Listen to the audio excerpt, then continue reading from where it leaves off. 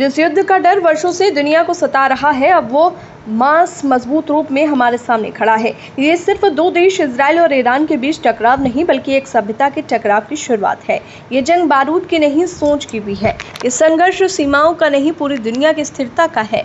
13 जून की सुबह middle east में जो कुछ घटा, वो सिर्फ सैन्य कार्रवाई नहीं, बल्कि इतिहास की नई और खौफनाक इबारत थी। इजराइल ने ईरान की धरती पर कदम रख दिया। तेहरान की सुबह बमों की गूंज में डूबी थी। ईरान के सैन्य ठिकाने जल रहे थे और उसके न्यूक्लियर वैज्ञानिकों के शव राख हो चुके थे।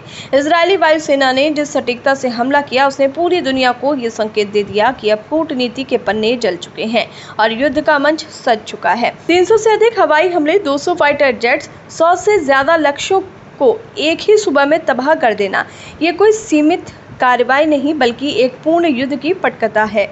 ईरान के आर्मी चीफ IRGC प्रमुख शीर्ष वैज्ञानिकों का मारा जाना किसी सैन्य हमले से ज्यादा एक देश की रीढ़ तोड़ने का इशारा है। तेहरान हिल गया, एयर स्पेस बंद कर दिए गए, देश भर में इमरजेंसी लागू कर दी गई। ये कोई सैन्य प्रतिक्रिया नहीं, ये राष्ट्रीय संकट की घोषणा थी।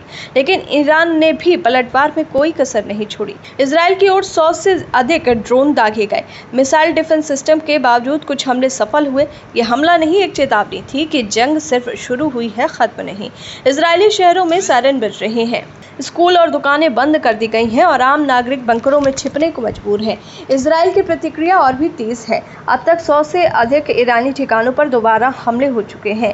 330 से अधिक हथियार नष्ट कर दिए गए हैं और इजरायली पायलट अभी भी ईरान के आसमान में मौजूद हैं। ईरान के परमाणु कार्यक्रम को नष्ट करना अब इजराइल का स्पष्ट लक्ष्य बन चुका है। यानी ये युद्ध सैन्य नहीं, रणनीतिक और अस्तित्व की लड़ाई बन चुका है।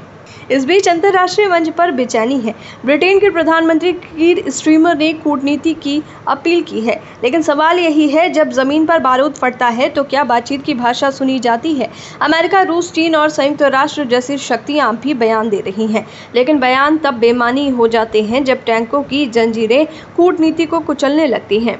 मिडिल ईस्ट अब धधक रहा है। यमन, गाजा, सीरिया, इराक, ये सभी पहले ही जंग और तबाही का स्वाद चख चुके हैं। लेकिन ईरान और इजराइल के बीच सीधी लड़ाई इन सभी संघर्षों से कहीं ज्यादा भयावह है। ये संघर्ष क्षेत्रीय नहीं, वैश्विक बन सकता है। एक चिंगारी अगर लेबनान को छू गई तो हिजबुल्लाह कूद पड़ेगा। अगर अमेरिका या रूस ने एक तरफा पक्ष लिया तो तीसरा विश्व युद्ध भी कोई कल्पना नहीं रहेगा। ये वही क्षण है जब इतिहास करवट लेता है, या तो विनाश की ओर या विवेक की ओर।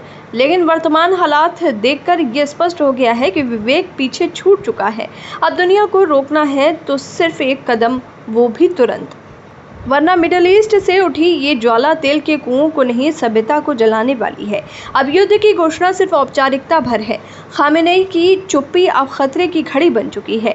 इजराइल की सेना चौकस है, जनता भयभीत है और अंतर्राष्ट्रीय समुदाय असहाय। क्या ये युद्ध रुक पाएगा, या इतिहास के पन्नों में 2025 को उस वर्ष के रूप में दर्ज किया जाएगा जब दुनिया ने एक और आत्मघाती जंग का दरवाजा खोला? शांति की भाषा अब खून से लथपथ हो चुकी है और जब शांति मरती है तब युद्ध जीत कर भी हार जाता है।